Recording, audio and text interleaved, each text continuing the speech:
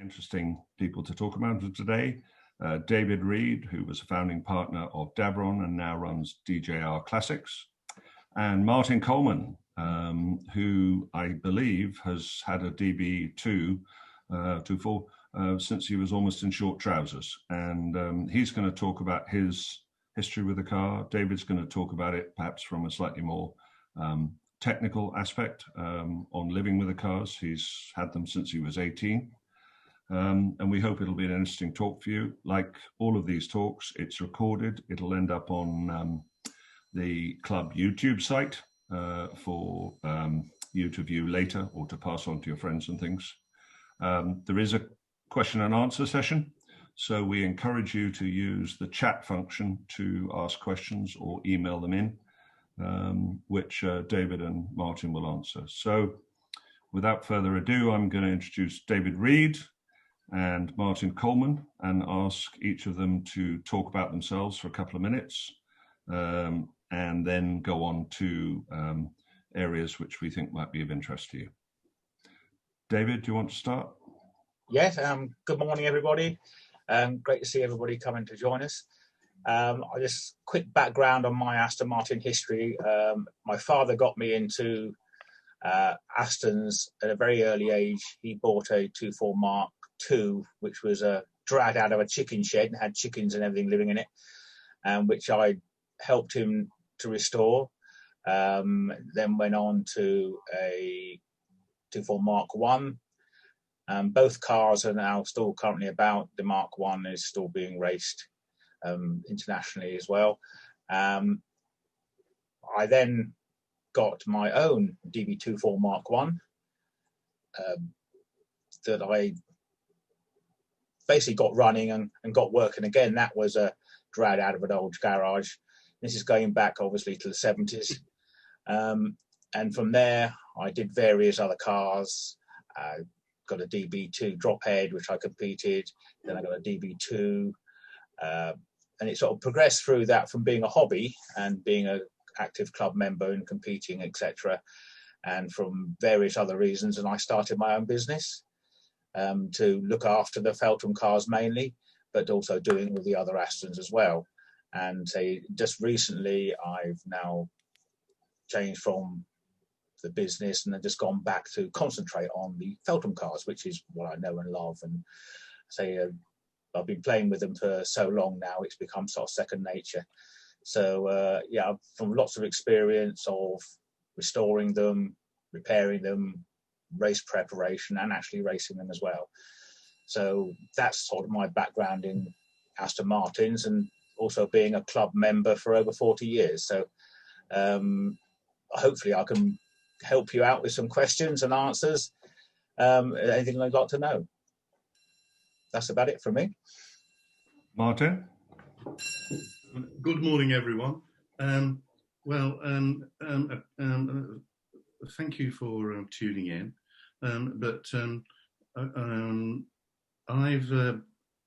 I purchased my DB24 in 1969, and when I was about 19, and I've still got it.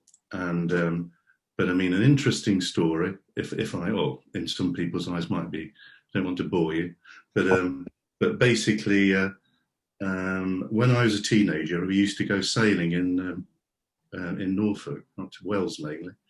And one evening, my friend and I were standing outside the fish and chip shop in Wales, and this amazing car came down the road. I mean, I was 15, 16 at the time, and I'd never seen anything. I didn't even know what it was. And it roared down the road and parked in the car park opposite the chip shop.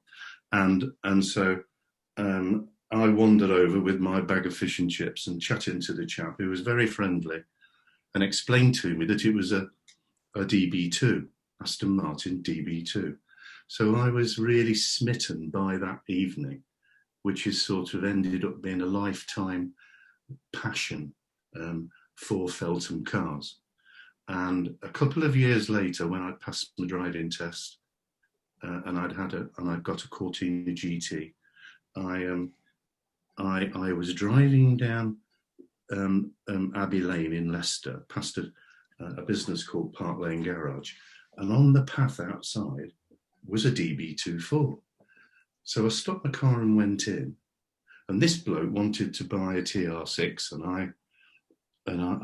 I kind of agreed to buy his Aston. And they took my Cortina GT in part exchange. Well, obviously, I mean, when I got home, you know, my dad wasn't very pleased about this. It seemed a very reckless and stupid thing to do. Swap a perfectly good Cortina GT for an Aston Martin DB24. Anyway, after we overcame that, so here we are, kind of 50 years later, and I've had tremendous fun with the car. I've driven it many thousands of miles. I've raced it for a period of time in the 80s and early 90s. And then later on, I've become involved with the Concours side of the club. And now, you know, I'm proud to be, you know, a Feltham. I am the Feltham principal class Aston Martin Owners Club judge, Concours judge. And so, you know, I've been rebuilding the car recently, which I'll probably get onto a little bit later if we look at some photographs. And I think that that's my story. Thank you. Okay. So, David, do you want to quickly start us out on the perhaps some guidance and some help on purchasing, i.e. perhaps a quick trawl through what are known to be wrong and right and on Felthams?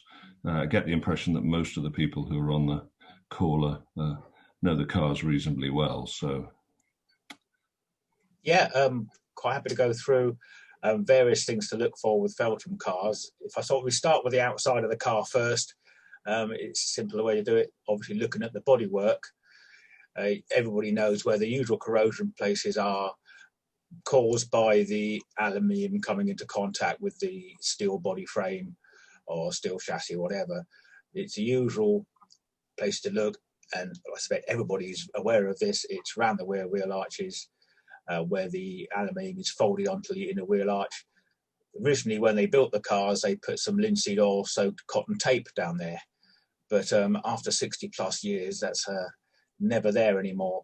And so that's the one area to look for. Again, on the DB2s and the Mark 2s, Mark 3s, the lower sill section below the door obviously is in steel, which is the main supporting part of the bodywork, and where the main body mounts are down the sides there, obviously again being made of steel, that's a tendency to corrode, and where the aluminium comes into contact with it again as well. On the Mark 1s, you don't get that problem because they have a lovely cast aluminium door sills and door posts and across the front windscreen mount, so they don't usually have that problem.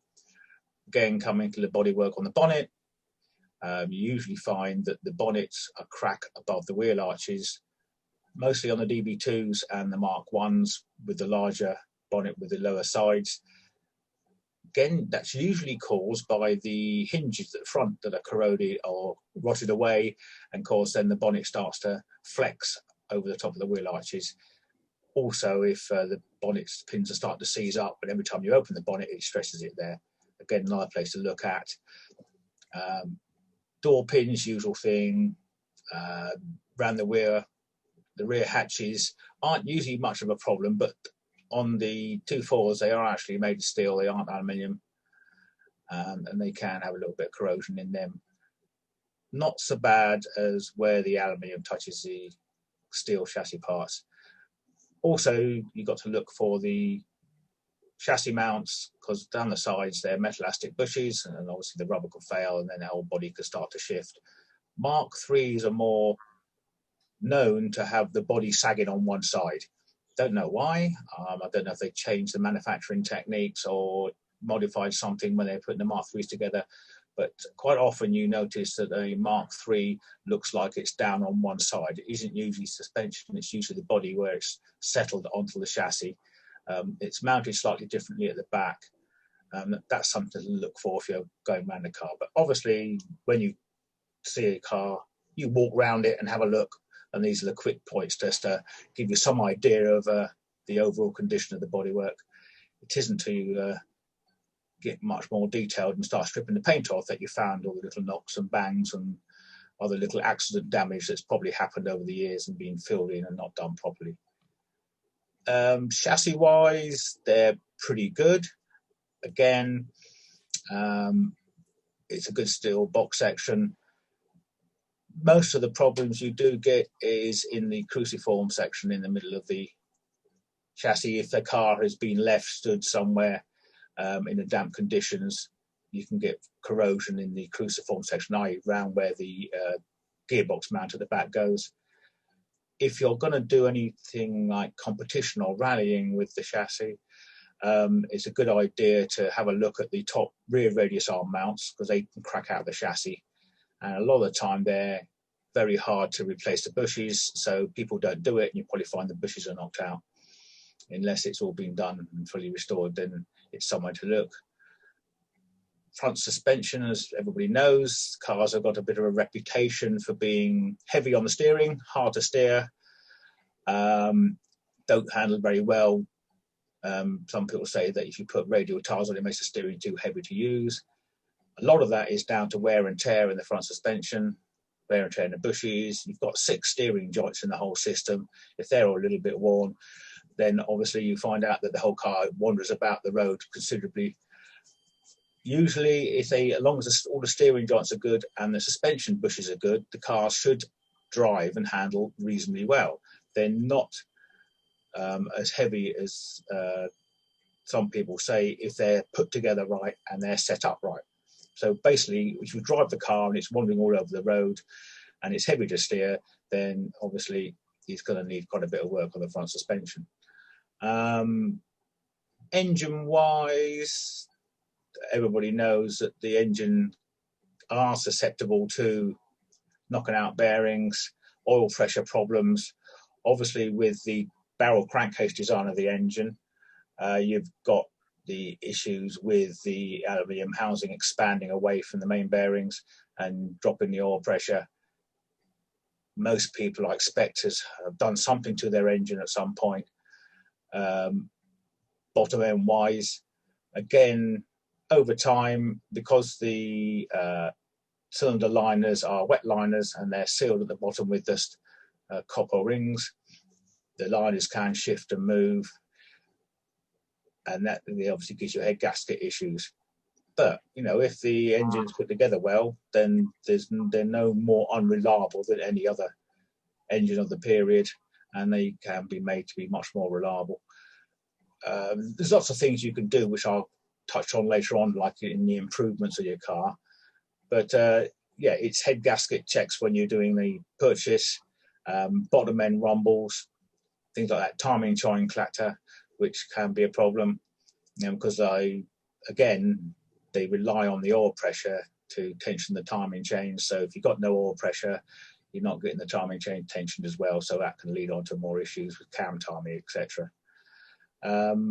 External on the engine, obviously they have the telltale holes down the side of the block.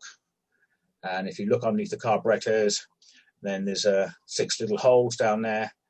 And you can find that if you have water coming out there, it's the top seal and the liner's gone, and you get oil coming out there, it's the bottom seals. 2.4 VB6J engines don't have the rubber seals, it's only the Mark 3s. Mark 3s are top seating liners, 2.4s are bottom seating liners. Again, we get problems with those engines if somebody's rebuilt the engine and they've got the liner protrusions incorrect. As you know, that can give you problems. Too high and you can burst the block. Too low and the head gasket doesn't seal. So again, it's just looking around the car, as you know, picking up little things. Braking systems, on the chassis wise, they're a Girling system. Parts are readily available. Plenty of companies can reline the brake shoes. The issue is usually the brake drums. Cars with Alfin brake drums look lovely, but you usually find when they get a bit old, if they've been skimmed out, then the thickness of the material on the steel, they can craze and crack.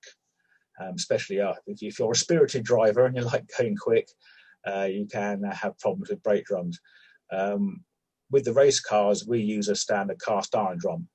Big penalty in weight, but they are much more robust and they can take a lot more stick than the Alfin drums. But on standard, it was an optional extra, I think, Alfin drums at the time.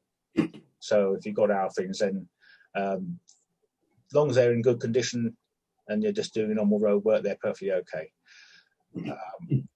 Don't know if there's anything else. There's lots of additions to the cars because the cars were, say, hand built.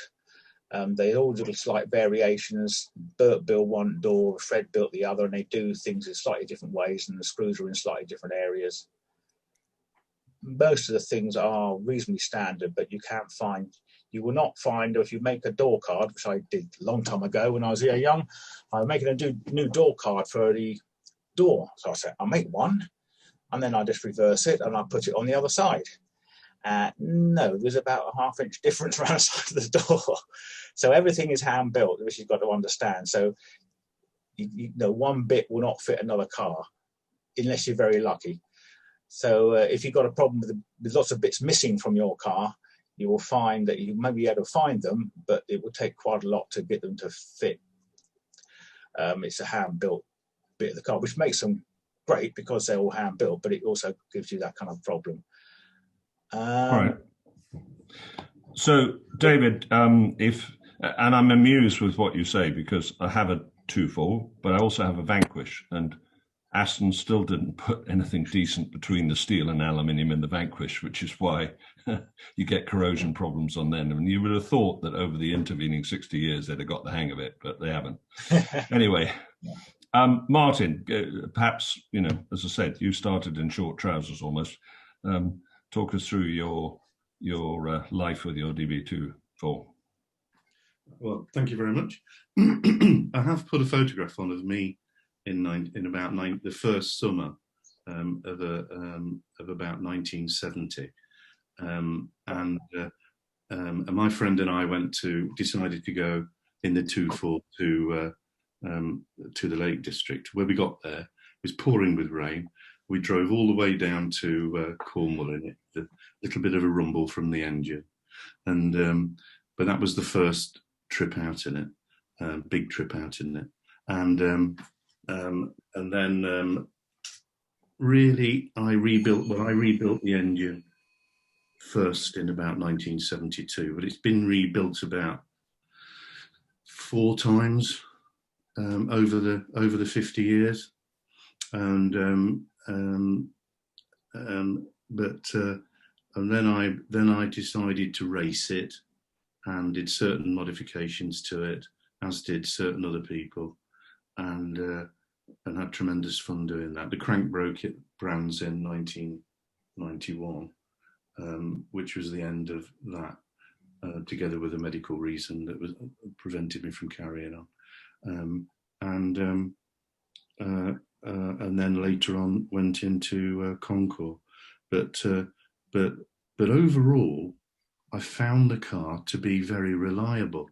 Forget the crank braking on at Brands, but overall, the car has never broken down on the side of the road.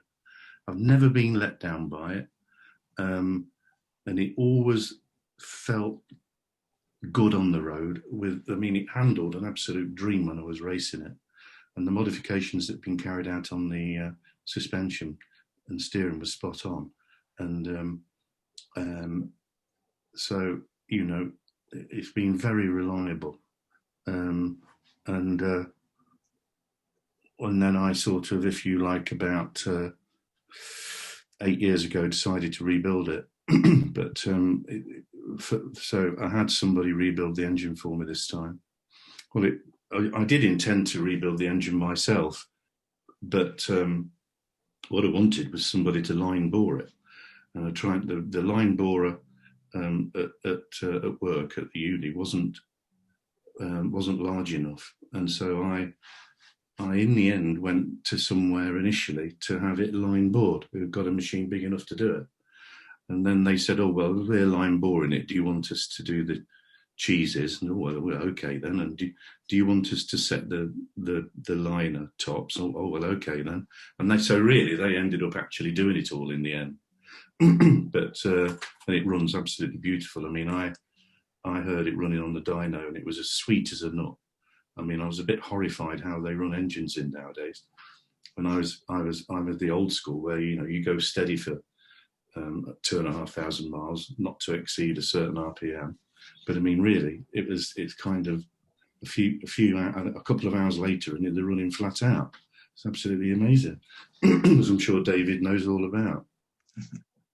But and I had it. It's got some of Alan Wheatley's LD 420 cams in, and obviously, although you can't see it, it's got a full steel engine, if you like, the rods, flywheel, the crankshaft. It's all steel, and Amiga pistons, and but I think it produced. And it's a 2.6, and I think at 5,500 it produced just under 160 brake horsepower, 159.64 or something. So that suited me a treat. But the torque curve was really quite flat, and it produced good torque, which is how I wanted it for the road. But as you can see from the photograph on there, that's about 1971. 72, the first time it was sprayed. I've had it sprayed or sprayed it. In that case, I'm there helping to rub it down, and for the first time. And as you can see, the car was red, but I've reverted it back now to its original factory colour, which was black. And so I wanted it to be as original as I could get it in that way. So, getting on quite nicely with it now. A bit slow progress, but how these things are. But hopefully next year be about ready to be put back on the road. But overall, I've had two massive headaches whilst restoring the car.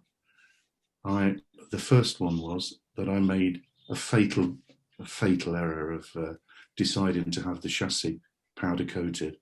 I swithered for 6 months over whether to have it epoxy sprayed or powder coated, and in the end, I went with powder coating, and I sent it down to the body shop, and he sent me a video back, and the powder coating was blowing it with his airline, and in one particular area, it was coming off in flakes, and where it hadn't adhered to the metal properly. And of course, if Maria shows you, you'll see my chassis, which was that outside of my house there, waiting to go off together with the body, which is still in the garage, I'd spent a year restoring the chassis, and all the components and everything to go on it. You will all know the work involved, but so it all had to be dismantled, and of course it all had to be done in a bit of a rush down in the body shop, which was 185 miles away, down in Battle. And of course some of my parts have got marked, and it's just not as good as it originally was. But nevertheless, I'll get it. I'll get it back to what it was in the end. That's a photograph of me the first time I rebuilt the engine. That's about that's me there. And that's about 1971, 72, probably 71, and that's me now. So I always say, oh, well, there's a photograph of me now, And that other photograph of me rubbing it down was 50 years ago. There, and I write underneath, oh, nothing much has changed. I'm still doing the same thing. Working on the car, doing exactly the same thing. And so that's when I was, racing my car. I think that's when I did the Historic Sports Car Club Standard Road Sports Championship, because that's an Alpha behind, and in the AMOC, I don't remember ever racing against that generation of Alpha, so it's probably as the HSCC, but I did have some tremendous fun in it. Okay. So, Martin, can I now hand the baton back to David, and let's have just a quick talk. I think you'll have to release the screen. Maria will know about this because I've got only you on the screen. So, David, can you have a quick run through perhaps some of the sort of more common improvements that are done just to accommodate sort of modern roads and modern traffic and things, and then we'll move to Q&A, if that's okay. Most of the things people now do to their 2.4s are just to make them more reliable. As you've mentioned as well yourself, Richard, solid state fuel pumps, SU now make a electronic fuel pump. Looks exactly the same as the original, especially with the Mark III where it's bolted to the bulkhead. Again, that makes sure when you come back after not using the car for a few weeks, you turn the ignition on and the pump will fire up. And with the old SU pumps, with the points and everything else, unless they were kept in a nice dry environment, the points would fire up and you would spend all the time banging them with a hammer or something to get them to wake up. And that's one simple and easily done small modification. Again, with the ignition side of things, with the points, the quality of the points got worse and worse. So you couldn't buy a set of points that did the job properly. There are people now who are remanufacturing the original point sets for the Lucas distributors, and they're much better quality. So they're not quite such a problem as they used to be. However, a lot of people go across to these things called a little electronic igniter. Fits inside the distributor, or the only way you know that you've got one of these fitted is there's 2 wires coming out of the distributor instead of 1. And they just, again, do away with the problem of the points where failing or whatever. All invisible, all fits inside the distributor. Again, so when you turn up after a couple of weeks from not using your car through some bad weather, etc., turn the key, the fuel pump's going to pump up and the ignition is going to work. So it just gives them that bit of extra reliability. 2 very simple things to be done. Any competent mechanic or somebody who looks after their own car can fit them quite easily. Next bit coming round is to the steering. Steering boxes. Yep, most of them now, unless they've been rebuilt a number of times, will have some wear and tear in them. Again, they don't work too bad as long as they're in good condition. So reconditioned steering box, if you've got a lot of play in the steering, or making sure they're adjusted properly. All the adjustments and everything else are in the Aston Martin workshop manual, which is available from a number of people. That gives you a basic idea of how to do it. But if it's too badly worn, then it's a new worm and roller. Again, there are plenty of people out there that can supply these parts and or do a complete overhaul for you. With the race cars, trying to reduce the friction or the friction losses in the steering box, we start changing plain bushes for roller bearings and roller thrust bearings and things like that. But it's not a simple job, but it does reduce the effort it's required to steer the cars. It makes them a lot lighter. Going through the front suspension, same kind of thing. You just got to make sure that your front suspension is in good condition. All the bushes are good, all the pins are good. If you've got a little bit of play in a number of bushes in the front uprights or in the steering joints, then that play multiplies as it goes back up the system. So by the time you get to the steering wheel, you've got a couple of inches of slack in the steering. If you make sure that all that is in good condition, then that comes to a minimum.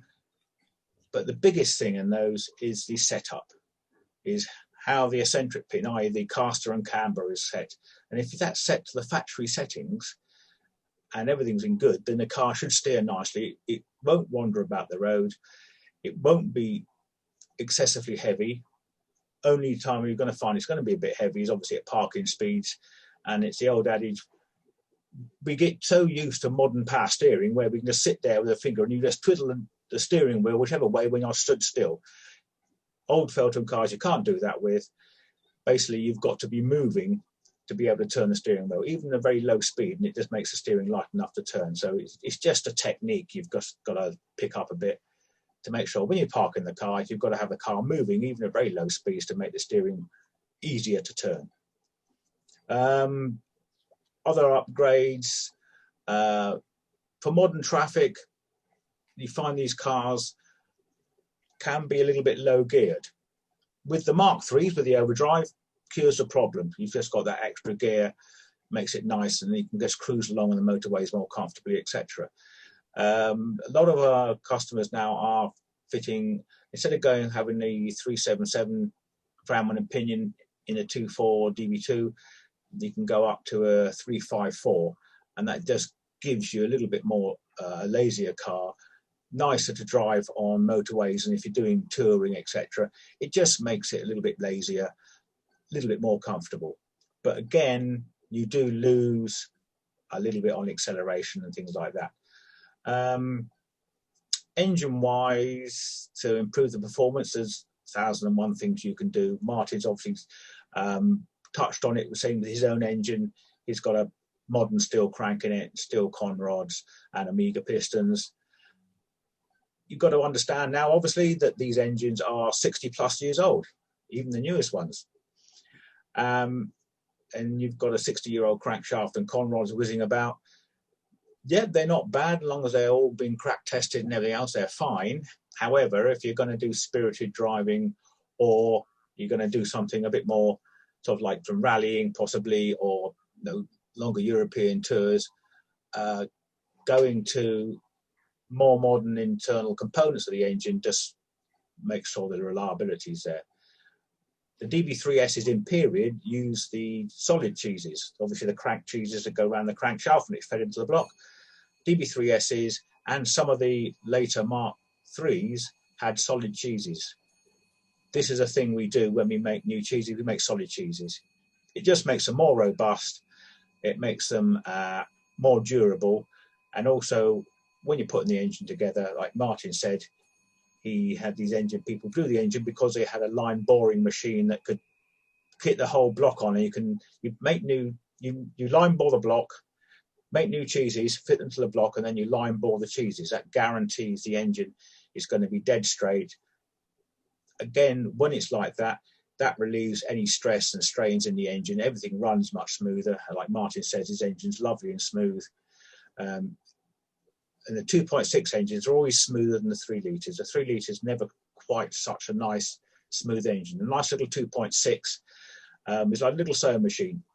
Beautiful and smooth, rev nicely, everything nice like that. But that's something, if you were going to get, serious about maybe some long tours or some rally, even competition. Gearboxes aren't too much of a problem, except first gear. First gears, obviously, they're a straight cut gear. There's no synchromesh on first gear, and you usually find sometimes you do have a noisy first gear. The only way around that is new first gear and lay shaft. Now, there are companies that make internal gearbox components, but at the moment, there's nobody that makes new first gears. So be careful with your first gear. Even with the race cars, we've got to be careful with first gear, because that's the only weakness in the gearbox. The rest of it is reasonably robust. They did, with the DB3S race cars, make a straight cut dog box with wider gears, because as the power was getting up there. But the standard gearbox can cope with over 200 horsepower. So just has got to be careful with first gear. Brake-wise, quite a few of the customers have gone to the Mark III type disc brake setup. Again, that makes a massive difference to the braking. It makes the brakes that much more like a modern car. Drum brakes work okay, again, as long as they're all put together properly. There's a number of issues with drum brake cars nowadays because modern brake compound, you can't have asbestos. All the old brake compounds, the DS11s and things like that, worked extremely well. But the modern brake material, we found, especially in competition, wears a lot quicker. You get a lot of brake dust. But with a bit of perseverance, there's a number of companies out there doing some decent brake material that is reliable and quiet. People do get problems with brake squeal, but it's a modern brake material. Some cars do it, some cars don't. We found it more brake squeal with cars with Alfin drums on. I think the material, obviously, with a softer material, for some reason, modern brake material, you can get brake squeal issues. There's a number of things you can do to sort it out. One thing is to put a strap around the drum. Another thing is to make sure the brake shoes are chamfered at each end, and also to make sure that you clean the dust out, because again, you do get problems with dust build-up. Going back to the disc brake setup for the Mark IIIs, the brackets are available. Basically, it's the same hub, same kingpin assembly. There's just a slight modification to the stub axle and the stub axle carrier, and the Mark III brakes will bolt straight on. Brake calipers, they're hard to get hold of, the original cast iron ones, but there's a company called BG Developments that now make a brand new aluminium version, this CR version, which is like a race version, but they're readily available. They take the same brake pads, they fit on the same discs. Discs are available again from BG as well, and you can then change your 2.4 or your DB2 to disc brakes. Again, it does help with modern driving. That's basically the basics sort of upgrades you can do. So basically, you get the steering sorted out, makes it steer nicely, get the brakes sorted out so it stops well. You can upgrade the crown one and pinion in the back axle. There are a few companies doing an overdrive conversion, but it's quite a job to do. It is expensive, and with the high ratio crown one and pinion, it's all invisible, it's all inside the car. So if you're doing concours, you could have all the improvements, but your concours judge, Martin, won't notice. So again, it won't detract from your concours score. Other people say, twin exhaust pipes. There's a big sort of discussion, I think, on the forum recently about twin exhaust pipes. Are they original? Are they not original? They were an option in period. I don't think they were an option on the DB2, but on the 2.4s and Mark IIs and Mark IIIs, they were an option for twin exhaust system. It was one of the rare factory options. Also, another option in period was a close ratio gearbox, but they were very, very rare and far between. I was very lucky when I bought a DB2, it had a close ratio gearbox in, and my father's Mark III, the one that I raced, that had a close ratio gear set, but that was built into a overdrive gearbox, and that was originally from a factory. So there's a few things like that. If you're lucky enough to find a close ratio gear set in your car, that will again improve the performance, acceleration through the gears. It does make quite a difference. It's the same ratios as they used on the DB3Ss, so they got them pretty well right. So okay, that's about it. David, can I try just firing a couple of questions at you? But Yeah. this is good because you put some photos up, and I was going to say, do you want to talk about some of the photos? Yeah, this one. This photograph is the first Aston my father bought, and this is the one we dragged out of a chicken shed in about 1971, I think. It was a complete wreck. It was actually painted white. This is the photograph of it after it was all finished. My father had that car up until the early 80s, and then it was sold, and I believe the car now is in Norway. A Norwegian owner has it and is enjoying it. But that was the one, say, that we did 90% of the work ourselves, myself and my father. Okay, I was a young teen at the time, so my assistance was a bit erratic, but that was the first time I got involved with 1950s Aston Martin. So I was at the early age of about 12 years old. That's the second car. Then my sister and my father, with a few trophies that they won that year, it's outside one of the farm sheds. Again, this one was found on a farm from a farmer. We had to cut a tree down to get it out the garage. And the farmer was saying, oh, yeah, well, it runs perfectly okay. I drove it in the garage. And we found it had a crank that was in 3 pieces. So that car was competed quite a lot. We found the history of the car. It competed and won the Morecambe Rally back in 1954. And did quite a lot of UK and European rallies back in the 50s. The car was, say, made into a race car with various configurations, 3-litre engine. After that, Donald Flatt had the car for a number of years, and I think most people might know Donald racing it. And the chap who's got it now, I've forgotten his name now. Pardon? Richard Walker. He now still competes the car, and I've competed with him on the same circuit. This is a picture of the grey car of my first Aston. This is my first ever Aston Martin DB24. I bought that in 1978. Again, it was a bit of a wreck, and as we were loading it on the trailer after I purchased it, the exhaust pipe fell off in a big rusty heap. And the seller then said, do you want to have the exhaust pipe? We thought, no, you can keep that. We'll sort something out ourselves.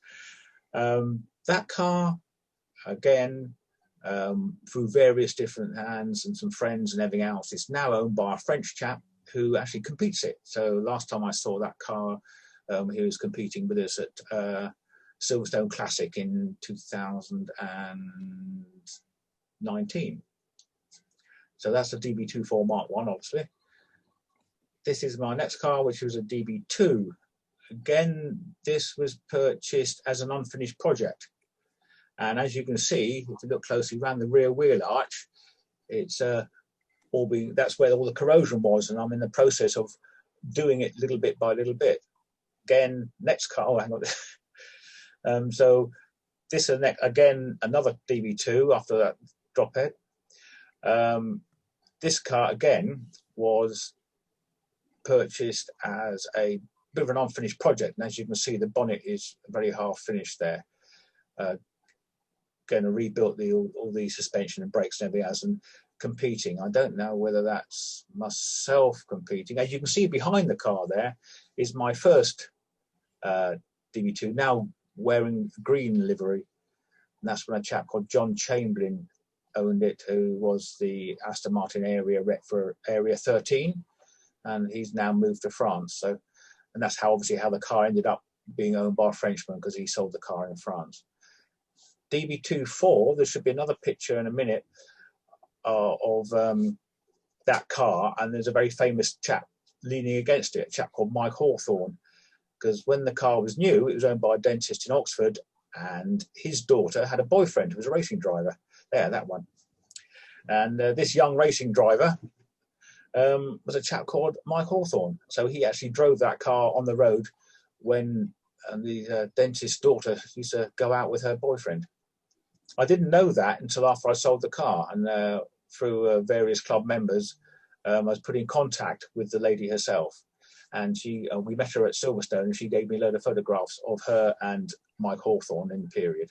There's a lovely another picture of her and the car, and Mike Hawthorne talking to Aston stalwart Dudley Coram at Silverstone in about 1953, I think, or 54. So that's a bit of history on that car, but I didn't find that out until after I'd sold it, which was a bit of a shame. Now, if you flick back through the pictures, Maria, to the white DB4, again, not quite a Feltham car. Next one, please. Other way. That's it. That was a well-known car in the club. I had my DB24s and everything else, and I decided that I'd like a DB4. I'd like to go, with a bigger, faster car. That was owned by a chap called Ian Moss, and before that, by a number of other competitors. And one of the previous owners was another David Reed as well. We competed that a lot, did very well with it. In 1999, we came second overall to the Aston Championship, only beaten by the great Peter Foster and his DB4. Last time I saw that car competing, it was owned by Carlo Monteverde, and he was racing it at Silverstone. So I think it's still competing now. So that car's been competed from the 60s right the way through until now. Great car. That was running in the standard class, but we did about all we could do in the standard class with that car without going fully modified, which was a step more than I wanted to take with that car. And next David, sorry to interrupt. Can I get you to move reasonably quickly, because I'm worried that we're going to run out of time for questions, and there are a bunch. We flick through the next couple of pictures really quite quickly. That's my V8 Vantage I still got, and that's my DB7 with daughter driving. The Vantage is the first production one, and the DB7 is an ex-factory car. It was used as their demonstrator and everything else. So I've still got both of those. And then the next car, with the last one, this is the car I run and race now. It's a DB2. This was found as a wreck in a barn in Portsmouth about 15 years ago now, which we dragged out. It was a complete and utter mess. This was a complete sort of rebuild from the ground up. We first of all made it as a modified car with Mark III disc brakes on it, Lagonda steering rack. But since then, we're running in different championships, and we've gone back to FIA spec with the car. So we're back to standard suspension, standard drum brakes. We are allowed to run a 3-litre engine because the factory did run DB2s with 3-litre engines in period, and also we are allowed to run aluminium cylinder head because the factory did run aluminium cylinder heads in period. Okay, they cast 5-cylinder heads, but that was they all failed at Le Mans one time. This is some pictures of our competition going back to Kerbera. This must be in the sort of mid-80s, I think, 85, as my wife has said. And you can see that, a mass of Feltham cars all competing at Kerbera. We were, at that period, one of the biggest classes in the club for sprints and hill climbs, and also on the racetrack as well. We had complete grids of Feltham cars, which is fantastic. Unfortunately, a lot less Feltham cars running. The two cars going sideways, the blue car in front, the Mark I, is my father, who was lapping my sister, who's in the Mark II, the maroon Mark II. The other Mark II there is Chris Johnson, Adrian Johnson's father. And my sister did catch him up sideways and just slightly ding the back of the car. Didn't even break the rear light on Chris's car, but put a little dent in the wing on my father's car. But yeah, that's again going back to the 80s racing. You see just a full field of Feltham cars racing. And that's Silverstone. Again, you can see number 9 there is me and my DB2 drop head. And just at the back there, the maroon Mark II, again, is my sister. And you can see that was a full field of Feltham cars, and we are sort of midfield there. And my father in his Mark I would be at the front. A bit further on, this is myself at Brands Hatch with my father's Mark III. I think I just won the race then, I think. In a very, very wet. I think there's a good picture that Maria used for the advertising of the programme showing that same race. Again, myself in a Mark III with Andy Hodge in his Mark III behind. There's a few comments on the internet about this picture. Andy saying, how long did it take you to find a picture of me behind you? But I think at the time we used to have some really good races, and I think whoever got the best start was the one that won the race. It was me or Andy, and yeah, we had some really good fun. Lots of racing at that time. Again, going back to I think that's early 90s, and bringing us up to date. Myself this year at Thruxton with our DB2, and my youngest daughter Hannah, who actually shares the car with us on occasion, or she races in the Aston Club races with it. Not doing too bad. She's still a bit niff that she hasn't got as fast as me yet, but I think that's probably going to happen in the next couple of years. I think this is a picture of you as well, Martin. This is at Brands Hatch, that very wet Brands Hatch. Martin's in second place there with the Mark 1, and the person coming in all crossed up and sideways with the pre-war car is Nick Mason, drummer of Pink Floyd, who was a big Aston Martin fan, as you probably know. And so that was the first year we used 15-inch wheels with a more modern road tire on, which obviously shows how much extra grip I've got, because I'm sort of going around the corner and everybody else is slithering around behind me. So that's about it on that one. And then the picture of the DB2, that's at Spa. Unfortunately, that picture is a really good picture, but I'm not driving it. My co-driver, Peter Snowden, is in that shot. But it just shows the car off brilliantly well. It was given to us, the photograph, by, I've forgotten the photographer's name. Pardon? Dave Bressington. Dave Bressington, yeah. Okay, so David, this is a good shot, and perhaps Martin would like to talk, because this is not normal, and Martin has some very clear comments on particularly the wheels. Well, only that the chrome wire wheels weren't available in the early 50s, and that people fit. Now, if you've got a car with, as regarding Concours, if you have a car that is fitted with chrome wire wheels and you can prove with your factory sheet that they were an option that was chosen at the time, then you can't really argue with that. But at the same time, even the Jaguar XK120s didn't have chrome wire wheels on. And it was only a little bit later on. And I think that, and so that was the point I was making on, on the wheels the other day. Yeah. That ultimately speaking, it shouldn't have chrome wire wheels on. All right. Let's deal with a couple of other things very quickly. David, what are your views on Keith Dixon's LBD crank? Right. That crank is the one that's made by Alan Wheatley at Alphaform. I've had two of those cranks. First one lasted 10 years of full race use and abuse before it failed. Again, we're doing a lot of race starts with it, and also early on we were running 15-inch wheels with sticky Yokohama tires, which puts a massive strain on gearboxes, axles and crankshafts, because you're just loading the torque loading through the transmission massively.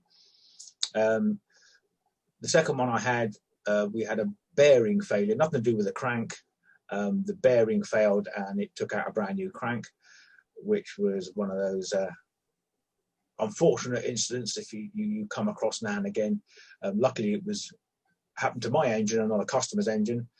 After that I went back to a slightly different crankshaft design, which was originally done between my father and Jack Moss at Four Ashes Garage with Farndon cranks, and we went back to that configuration with a few of my own modifications incorporated in it, and that's the crank we're running now.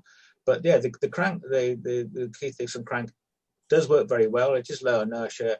You can rev the engines to 7,500 to 8,000 RPM without them going bang, as long as the engine's built properly. they do exactly what they say.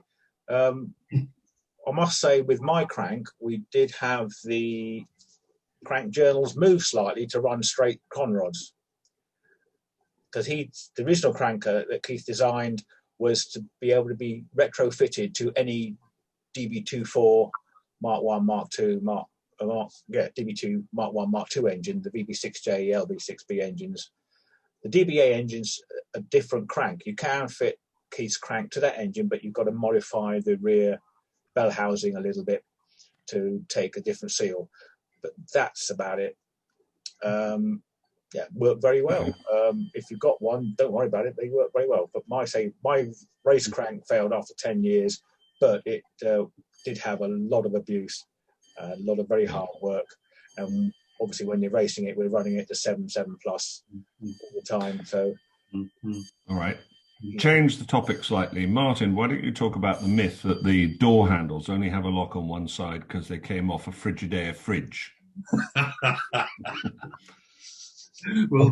Well, you know, in the early 50s, the door handles, before they became or were used on the Austin Healey, they were used on the Jowett Javelin, and the Jowett Javelin obviously has suicide doors, so the door handle with the lock on was obviously on the driver's side at the front, but obviously when Aston decided to use those door locks, they had to put the driver's side front one on the rear of the passenger side.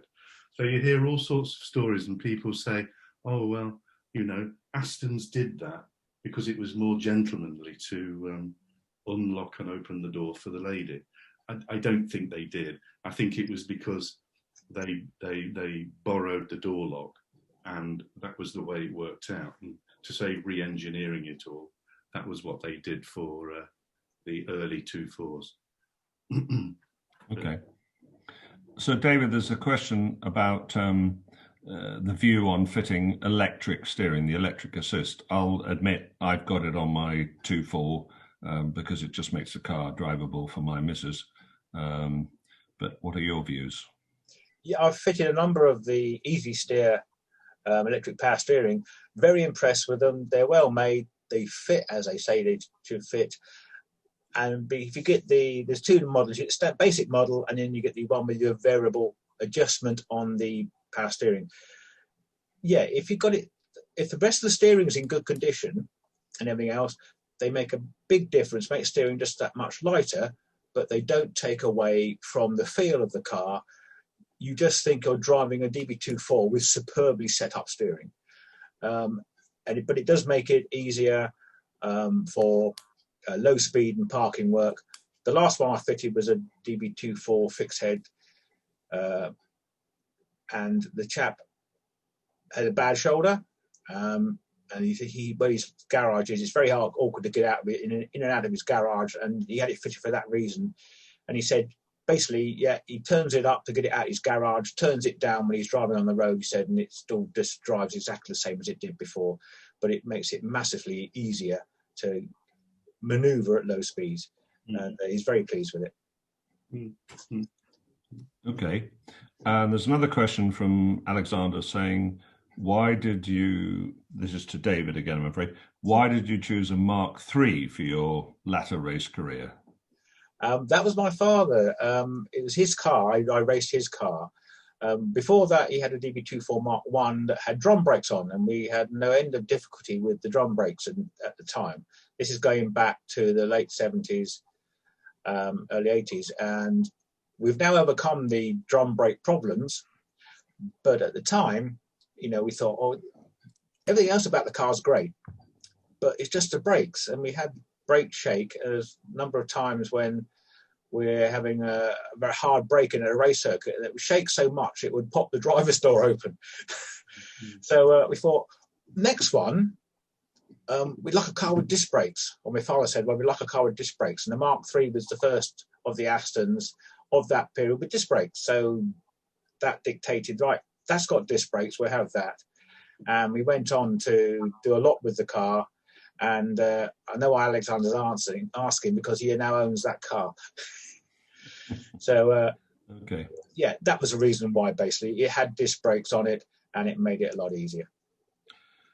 I have to say, I've enjoyed doing these talks and I've learned an enormous amount. And today, for example, listening to you talking about BG developments. BG developments are the people that we went to improve the Vanquish brakes, which we're doing. You know, nothing changes in the Aston world, whether it's corrosion protection or who you go to for disc brakes and things, which is fascinating. Okay, well, we've reached 12 o'clock, so I'm going to wind this up. I'm going to do two things. First of all, I'm going to try and show the T-shirt that I'm wearing, which comes from the club shop. And the wonderful Linda, this happens to be a DB7 one. The wonderful Linda will be putting out the shop catalogue in the next few weeks. And we want to encourage you all to sort of shop for your Christmas presents for your grandchildren and things like that. The second thing is to say to you that, well, the second thing is, or should be the first thing, to thank David and Martin for generously giving up their time for this, which is wonderful. And the third thing is to say that there is another session like this at 5 o'clock this evening, hosted by Mark Donoghue. He's talking to Ben Collins, who was the Stig. I think that will be very entertaining because I suspect there's some fair few stories to tell. And I'm not talking about Donoghue here. I'm talking about Ben Collins who's got stories to tell. And this, like all the other Q&As, will be edited slightly just to tidy it up. And Maria will then put it up on the club YouTube channel. And we're going to try something this time, which is we're going to try actually emailing all the people that we know who've got Feltham cars and encourage them to read it. And we're going to see if we can build the audience for these Q&A sessions. If we find that there's quite a bit of pickup and people go and watch the video and things, then in future what we'll do is we'll perhaps try advertising them selectively to the people who've got those cars to hopefully come and learn. So it just remains for me to say thank you very much to Martin and to David for their time and their knowledge and their know-how. Thank Mark Donoghue and, of course, in the background, as always, the wonderful Maria, who makes this all happen seamlessly. So thank you very much, everybody, and hopefully we'll see you all at 5 o'clock this evening. Thank you, Richard. Yeah.